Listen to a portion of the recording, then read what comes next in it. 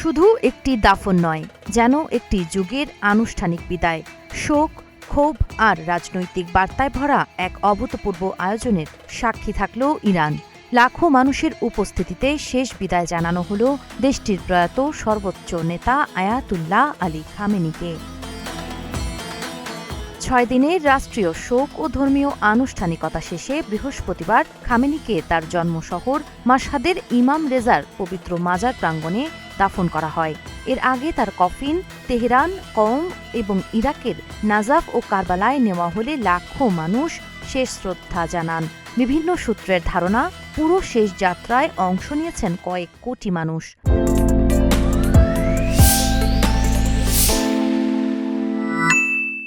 মাশহাদের রাজপথ জুড়ে ছিল কালো পোশাক পরা শোকাহত মানুষের ঢল। কারো হাতে ইরানের পতাকা, কারো হাতে খামেনির ছবি, আবার অনেকের হাতে ছিল বিপ্লবী স্লোগান লেখা লাল পতাকা।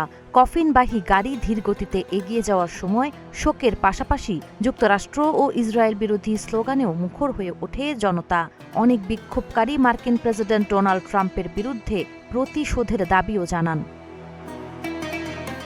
আল জাজিরার তথ্য অনুযায়ী ইমাম রেজার মাজারেই খামেনিকে সমাহিত করা হয়েছে, যেখানে এর আগে সাবেক প্রেসিডেন্ট ইব্রাহিম রাইসিকেও দাফন করা হয়েছিল। রাষ্ট্রীয় গণমাধ্যম জানায়, খামেনির ব্যক্তিগত ইচ্ছাতেই তাকে জন্ম শহরে দাফন করা হয়েছে। জানাজায় উপস্থিত ছিলেন খামেনির 3 ছেলে, তবে বর্তমান সর্বোচ্চ নেতা মোজতবা খামেনি নিরাপত্তাজনিত কারণে প্রকাশ্যে আসেননি।